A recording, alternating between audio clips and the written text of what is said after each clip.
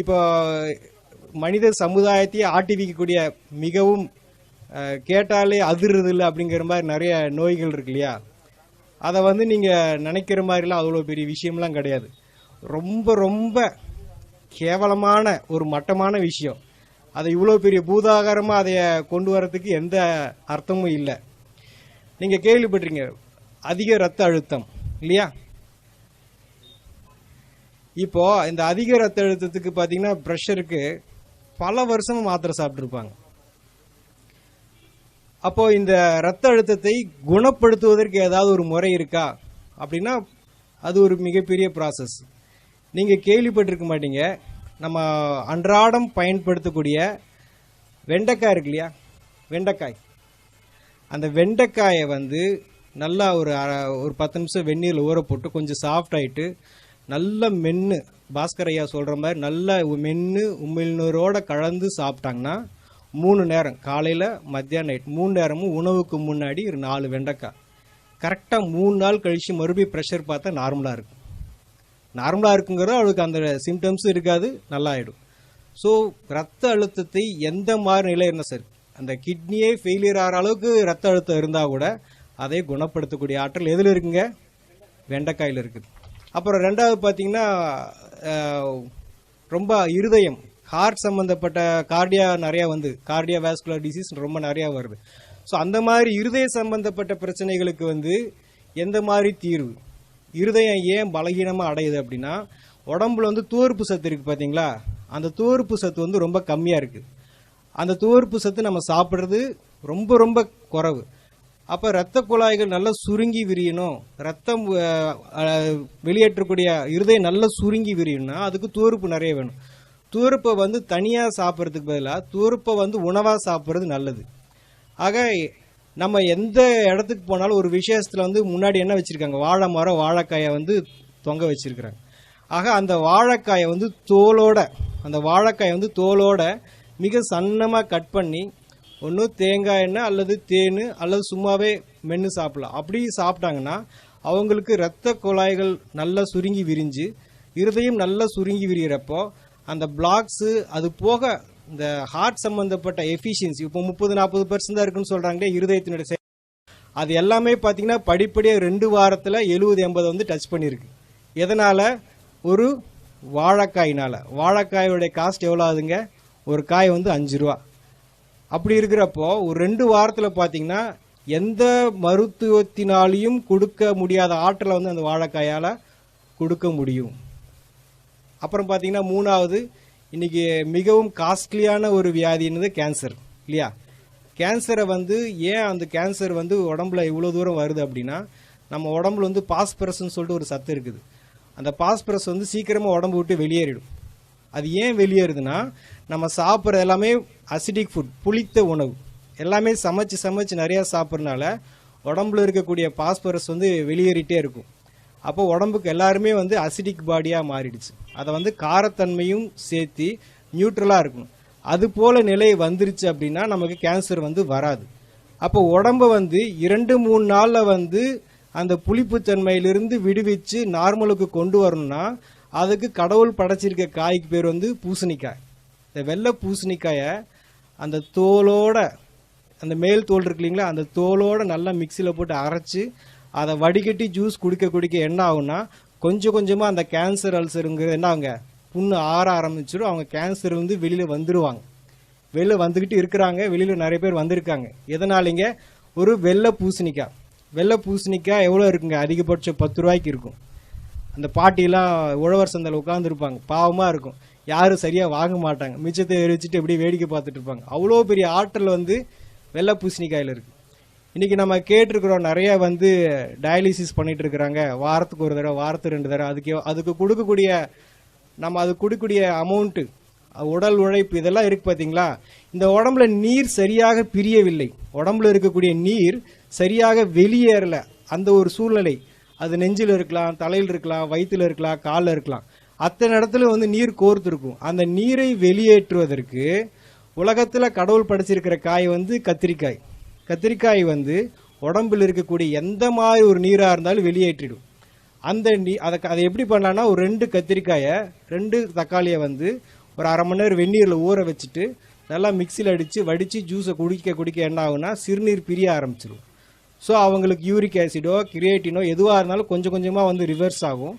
இந்த கத்திரிக்காயை நம்ம ரெகுலராகவே வாழ்க்கையில் பயன்படுத்திகிட்டே இருந்தேன்னா நமக்கு வந்து இந்த கிட்னி ஃபெயிலியருங்கிற நிலை வந்து நமக்கு வராது. அவ்வளோ சிறப்பான காய் வந்து கத்திரிக்காய். அப்போ அதுக்கு நாம் எவ்வளோ ஸ்பெண்ட் பண்ணுறோம் அப்படின்னா அதுவும் பெரிய விஷயம் இல்லை. பீன்ஸ் காஸ்ட் கொடுக்குற அளவுக்குலாம் அதெல்லாம் அவ்வளோ பெரிய விஷயம் இல்லை. இது நடந்திருக்கு. நான் பேசிகிட்டு இருக்கிறது வந்து கதையோ அல்லது புஸ்தகத்திலேருந்து பேசுகிறதோ தீரியோ கிடையாது. இப்போ சொல்லிகிட்டு இருக்கிறது எல்லாமே சம்பவங்களை தான் வந்து உங்களோட வந்து ஷேர் பண்ணிகிட்டு இருக்கிறோம். ஏதோ போட்டிருக்கிறாங்க அதை நெட்டில் பார்த்ததில்ல அப்படிலாம் கிடையாது. ஒவ்வொரு விஷயத்தையும் சம்மந்தப்பட்ட அனுபவத்தோடு நம்ம இங்கே பேசிகிட்டு இருக்கிறோம். இப்போ நீங்கள் நிறைய கேள்விப்பட்டிருங்க நியூராலஜிஸ்ட், நரம்பு சம்மந்தப்பட்ட டாக்டர். அப்போ நியூராலஜிஸ்ட்டுக்குன்னு நம்ம வந்து இன்றைக்கி பார்த்திங்கன்னா நிறைய உருவாகிட்டே இருக்கிறாங்க. இந்த நிகழ்காலத்தில் பார்த்திங்கன்னா உடம்புல ஸ்ட்ரெஸ் அதிகமாகி என்ன அழுத்தங்கள் காரணமாக நரம்புகள் பலகீனமாகுது. தலைவலி, பேரலிசிஸு, பக்கவாதம் இந்த மாதிரி வருது. மெயினாக லேடிஸ்க்கு வந்து ஸ்ட்ரெஸ் ஜாஸ்தியாக இருக்குது மென்சஸ் டைம்லலாம். ஸோ இந்த மாதிரி இந்த நரம்புகளுடைய பலகீனம் உடம்புல பல விதத்தில் தெரியும். அந்த மாதிரி இருக்கிறப்போ கொத்தவரங்காய் இருக்கு இல்லைங்களா, ஒரு கொத்தவரங்காய் 10 கொத்தவரங்காயும் ஒரு முழு எலுமிச்சம்பழத்தையும் நல்லா ஜூஸ் போட்டு வடித்து குடித்தாங்க அப்படின்னா கொஞ்சம் கொஞ்சமாக நரம்பு தளர்ச்சி சரியாயிடும். மெயினாக இந்த பீரியட்ஸ் ஆகிறப்போ 20 நாள் 15-20 நாள்லாம் நிறைய பேருக்கு பீரியட்ஸ் ஆகிட்டே இருக்கும். அந்த விஷயங்கள்லாம் பார்த்தீங்கன்னா அடுத்த ஒரு நாளைக்கு 3 தடவை குடித்தாங்கன்னா 3 நாளில் அந்த ப்ராப்ளமே சரியாயிடும். எதுங்க? கொத்தவரங்காய் எலுமிச்சம்பழமும் ஜூஸ் போட்டு குடித்தா. ஸோ அவ்வளோ பெரிய ஆற்றல் இருக்குது கொத்தவரங்காய்க்கு. அது பக்கவாதம்னு சொல்லிட்டு பெட் ரிட்டனாக படுத்திருக்காங்க இல்லைங்களா, நரம்புகள்லாம் செயலிழந்து அதையே கூட குணப்படுத்தக்கூடிய ஆற்றல் வந்து கொத்தவரங்காய்க்கு இருக்குது. அப்புறம் பார்த்தீங்கன்னா நிறைய பேருக்கு தூக்கம் இல்லாமல் தவிக்கிறாங்க இல்லைங்களா, தூக்கம் இல்லாமல் நிறைய செடேஷன் டேப்லெட்ஸ்லாம் போட்டுக்கிறாங்க. அதுபோல் எந்த மாதிரி நிலையில் இருந்தால் கூட இந்த புடலங்காய் இருக்கு இல்லையா, புடலங்காயை வந்து விதையோட நல்லா மிக்சியில் போட்டு ஜூஸ் அடித்து அதை வடித்து கொடுக்கலாம், இல்லை அப்படியே குடிக்கலாம். அந்த மாதிரி இரவு சமயத்தில் குடிக்க என்ன ஆகுனா ஆட்டோமேட்டிக்காக மன அமைதியாகிடும். ஒரு மனிதன் தண்ணி இல்லாமல் இருக்கலாம், சாப்பாடு இல்லாமல் இருக்கலாம், ஆனால் தூக்கம் இல்லாமல் வாழக்கூடாது. அந்த மாதிரி தூக்கமின்மையை வந்து மிக அற்புதமான முறையில் எந்த விதமான செலவு இல்லாமல், பெரிய அளவில் செலவு இல்லாமல், மிக எளிய முறையில் சைடு எஃபெக்ட் இல்லாமல் குணப்படுத்துறதா இது புடலங்காய். அடுத்து பார்த்திங்கன்னா நம்ம குடல் இந்த தசைகள்லாம் பார்த்தா ரொம்ப பலகீனமாயிருது. ஸோ அந்த பலகீனம் காரணமாக பார்த்தா கர்ப்பப்பை இறங்கிருச்சு, குடல் இறங்கிருச்சு, கேள்விப்பட்டிருக்கீங்களா? இதெல்லாம் நம்ம கேள்விப்பட்டிருக்கிறோம். அப்போ அந்த உடம்புல இருக்கிற தசைகள் வந்து ஸ்ட்ரென்த் கிடையாது. இப்போ இந்த ஏதோ ஒரு பொருளை பிடிச்சி தூக்குனா அதுக்கு வந்து பலம் வேணும் இல்லையா, அந்த பலம் இல்லாதனால அதெல்லாம் இறங்குது. ஸோ உடம்பை ஸ்ட்ரென்த் பண்ணுறதுக்கு, தசைகளை ஸ்ட்ரென்த் பண்ணுறதுக்கு என்ன காய்னா அரசாணிக்காய், நம்ம வச்சிருக்கிற மஞ்சள் பூசணிக்காய். இந்த மஞ்சள் பூசணிக்காய் என்ன பண்ணுதுன்னா நம்ம தசைகளுக்கு வலு ஊட்டுது. ஸோ அந்த மஞ்சள் பூசணிக்காயை வந்து சின்னதாக கட் பண்ணி மென்று சாப்பிட்லாம். பல்லு இல்லாதவங்க ஜூஸ் போட்டு குடிக்கலாம். அந்த மாதிரி குடிக்கிறப்ப இந்த குடல் இறக்கம், கர்ப்பப்பை இறக்கம் எல்லாமே, ஷோல்டர் இறங்குறது எல்லாமே வந்து படிப்படியாக வந்து அந்த இடத்துல வந்து செட் ஆகிடும். ஸோ அதுக்கு நம்ம இது வரைக்கும் இதுக்கெல்லாம் தீர்வு இல்லைன்னு நினச்சிட்டு இருக்கோம் இல்லையா, தீர்வு இருக்கா இல்லைங்களா? நம்ம பேசிகிட்டு இருக்கிற எல்லாமே வந்து பார்த்தீங்கன்னா நீங்கள் அந்த பொருளை எந்த விதத்துலையும் வேக வைக்கிறதோ வறுக்கிறதோ இல்லாமல் அப்படியே சாப்பிட்றது. நீங்கள் அதை ஏதாவது பண்ணிங்கன்னா கண்டிப்பாக அது உங்களுக்கு 1% கூட நமக்கு பயன்படாது. எந்த ஒரு 0.5% கூட நமக்கு பயன்படாது. நீங்கள் அந்த பொருளை அதை அப்படியே தான் சாப்பிடணும். ஏன் அப்படின்னா நம்ம எதை பற்றி பேசிகிட்டு இருக்கிறோம், விட்டமின்ஸ் வந்து சீக்கிரமாக வந்து ஆவியாயிடும். அப்போ நீங்கள் கொஞ்சமாக அதை பாயில் பண்ணால் கூட ஆவியாயிடும். நீங்கள் விரும்பி ருசிக்காக சாப்பிட்லாம், ஆனால் அதுக்கு உங்களுக்கு சுத்தமாக எந்த விதத்துலையும் பயன்படாது. அப்புறம் நம்ம நிறைய கேள்விப்பட்டிருக்கிறோம், என்னது கொலஸ்ட்ரால் அப்படிங்கிறது ஒரு சகஜமாக எல்லாருக்கும் இருக்கக்கூடிய ஒரு விஷயமாயிடுச்சு. இங்கே இருக்கிறவங்களுக்கு எடுத்து பார்த்தா 70%க்கு நெகட்டிவாக தான் கொலஸ்ட்ரால் இருக்கும்.